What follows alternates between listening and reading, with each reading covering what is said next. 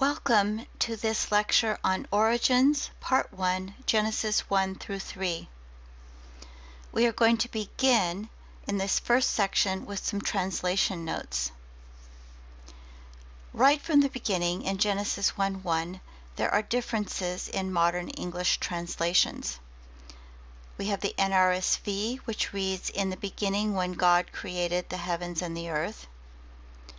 The CEB, "When God began to create the heavens and the earth," which suggests some kind of perhaps pre-existent matter.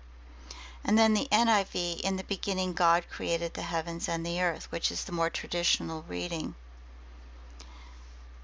Now, why this move towards, in more modern translations, this idea of when God began to create? First of all, the unpointed text, that is, without vowels, the way it was originally written, could be read either as "when God began to create the heavens and the earth." In the beginning, God created the heavens and the earth. Also, the preposition that begins the Bible, the preposition "in," can also be used in temporal clauses as "when." In the medieval period, the pointed text, that means the text with vowels, has the two possibilities combined, and this makes the syntax kind of awkward. And this leads some modern translators to prefer "when God began to create," perhaps under the influence also of some of the comparative literature. However, my own personal leaning is toward the more traditional translation, "In the beginning God created."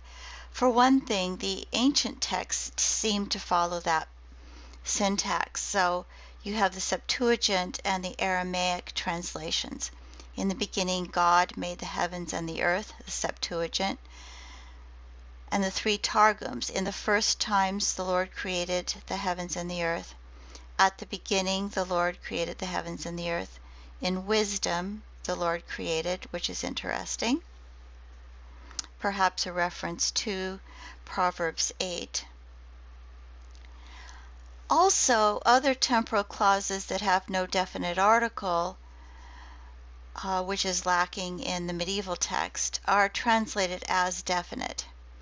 So, "Has it not been told you from the beginning?" Calling the generations from the beginning, or before the beginning of the earth in Proverbs 8:23.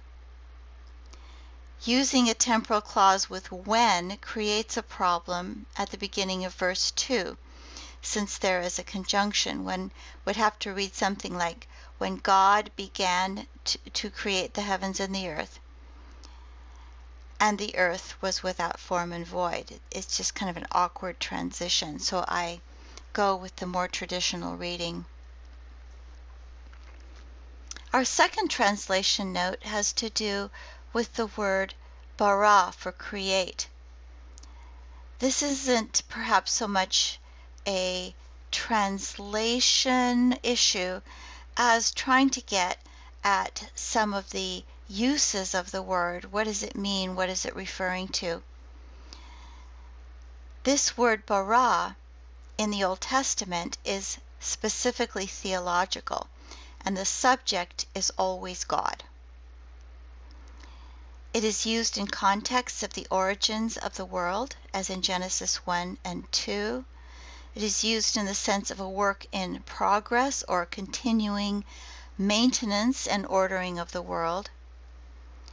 And it is used in the theme of new creation, and in a number of other ways as well. We see here some examples. So in the first two, we have the cosmic origin. So God created the great sea monsters and every living creature that moves. And God created man in his own image.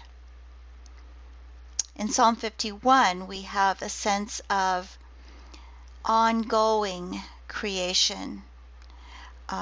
create in me a clean heart, O God, and put a new and right spirit within me. And in the Isaiah passage, it refers to creating the new heavens and a new earth, and creating Jerusalem a rejoicing and her people a joy. So something that is going to happen in the eschatological period.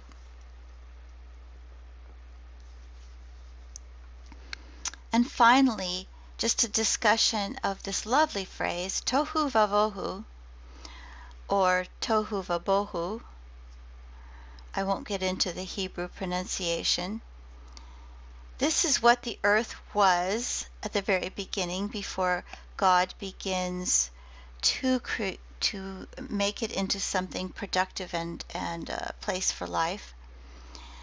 Tohu has the sense of wilderness, wasteland, emptiness, desert, and nothing. Bohu, emptiness and wasteness.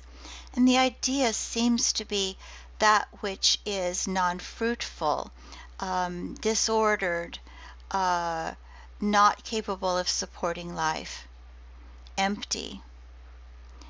So in Deuteronomy, it talks about a howling waste. In 1 Samuel 12, it talks about vain things, empty things, wasteful things.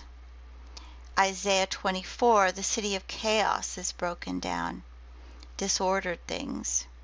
Isaiah 29, empty.